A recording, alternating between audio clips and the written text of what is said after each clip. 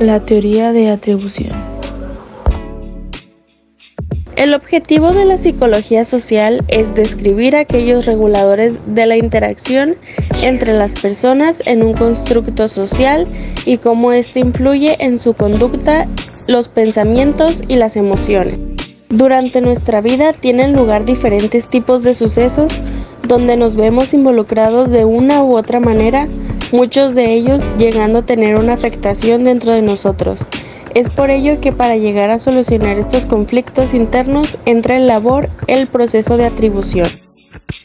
Es por esto que concebimos el concepto de atribución a todas aquellas interpretaciones o respuestas al comportamiento de una persona o individuo de las conductas ajenas o propias que tienen lugar en una determinada situación. Es decir, que el proceso de atribución son aquel conjunto de pasos que ocurren en la cognición del individuo para dar respuestas a sus conductas anteriores o de otro individuo.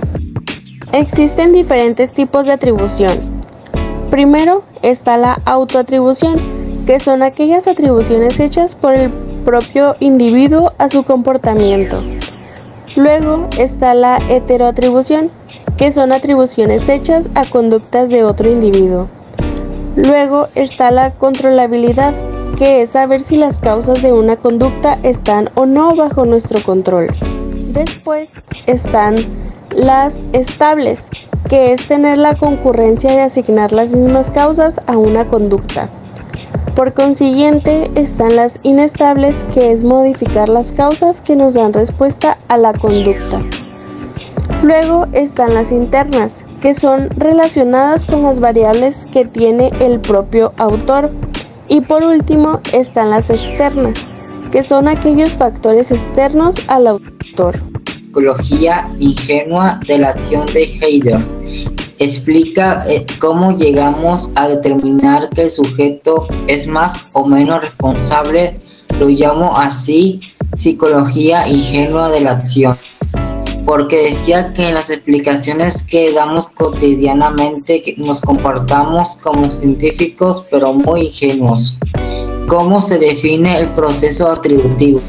Se entiende que este proceso comienza con la observación de una conducta y finaliza cuando el individuo cree que ha encontrado las causas de esa conducta.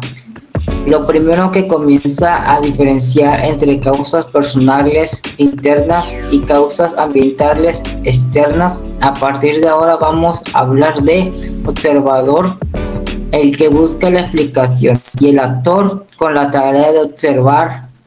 En determinar de esa conducta se debe a una característica personal o una característica ambiental. Escenario requiere explicar cómo llegamos a la conclusión que se debe a causas personales o externas. Cuando el observador está claro de que la conducta estaba al alcance del sujeto, era capaz de hacerla, era previsible para él realizarla y además él quiere realizarla con la intención. Si tenemos claro eso, pensaremos que hay una intención en el individuo. Causa personal, buscaremos causas externas cuando la conducta supera la capacidad del sujeto o este no pretendía hacerlo. La teoría de las inferencias respondientes es una teoría psicológica propuesta por Edward E. Jones y Kate Davis en el año 1965, que sistemáticamente da cuenta que las inferencias del receptor cuando el actor está intentando conseguir algo a través de una acción en particular. ¿Qué es un modelo de inferencia? Un modelo de inferencia online, también conocido como modelo de aprendizaje en línea o en tiempo real, es un tipo de modelo de machine learning que está diseñado para realizar predicciones en tiempo real a medida que llegan nuevos datos e información. La inferencia estadística es el conjunto de métodos y técnicas que permiten inducir a partir de la información empírica proporcionada por una muestra cuál es el comportamiento de una determinada población como un riesgo de error medible en términos de probabilidad. teoría de Kelly del modelo de covariación de los esquemas causales. Kelly en 1967 aborda el estudio de atribución desde la perspectiva más amplia de los anteriores, planteándose el problema de la validez atributiva. Cómo deciden las personas que sus impresiones sobre un objeto son correctas. Kelly, en 1973, sugiere que se use el principio de covariación. Se incluye un efecto de una condición que está presente cuando el efecto está presente y que está ausente cuando el efecto está ausente. El efecto de evento es lo que se trata de explicar. Las tres condiciones candidatas según Kelly son la entidad o estímulo, la persona y las circunstancias. Los esquemas causales son preconcepciones acerca de qué causas van asociadas a qué efecto, para utilizar a partir de ellos juicios atributivos. La teoría atribucional de la motivación de Wagner.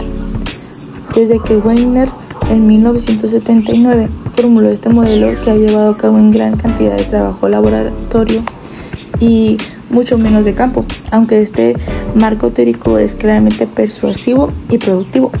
Entonces podemos poner de relieve algo que sea significativo.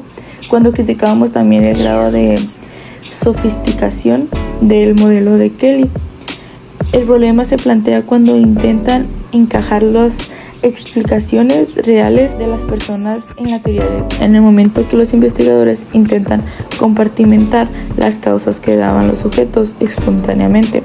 Encontraron los impecables compartimentos estancos 2x2x2 de las dimensiones internas estables y controlables.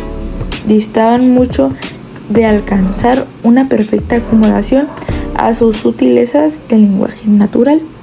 Por lo tanto, cualquier causa es el resultado de combinar internalidad, externalidad o estabilidad, inestabilidad o contralabilidad, incontrabilidad. La teoría de la indefensión aprendida de Seligman. Este fenómeno fue estudiado inicialmente por Martin E. Pero Seligman, un psicólogo norteamericano que encontró que cuando sometía a unos perros a descargas eléctricas inescapables, se dificultaba el posterior aprendizaje en una tarea con descargas eléctricas controlables, de las que era posible escapar.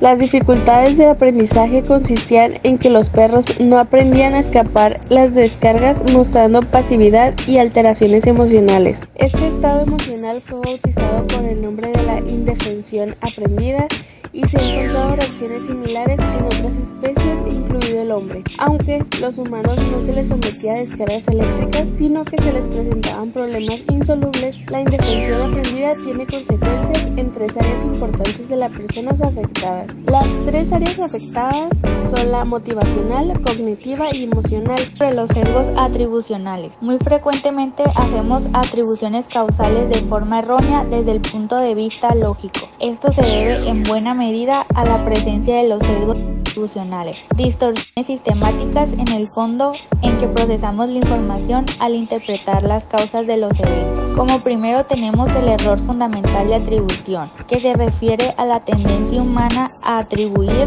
las conductas a factores internos de la persona que las lleva a cabo, ignorando o minimizando la influencia de los factores situacionales. Como dos tenemos las diferencias entre actor y observador, que son mientras que solemos atribuir nuestras propias conductas a las circunstancias y a los factores ambientales, interpretamos los mismos comportamientos en otros como consecuencias de sus características personales. Como tres tenemos el falso consenso y falsa peculiaridad, que son las personas pensamos que los demás tienen opiniones y actitudes más similares a las nuestras de lo que realmente son. Llamamos a esto sesgo del falso consenso. Existe otro sesgo complementario, el de la falsa peculiaridad, según el cual tendemos a creer que nuestras cualidades positivas son únicas o infrecuentes, aunque no sea así. Como cuatro tenemos la atribución egocéntrica, El concepto de atribución egocéntrica hace referencia al hecho de que sobreestimamos nuestras contribuciones en tareas colaborativas. También recordamos más las aportaciones propias que las de los demás. Y como último tenemos el sesgo favorable al yo. El sesgo favorable al yo, también llamado sesgo autosirviente o de autosuficiencia, hace referencia a nuestra tendencia natural a atribuir los éxitos a factores internos y los fracasos a causas externas. Teoría de atribución y el rendimiento escolar.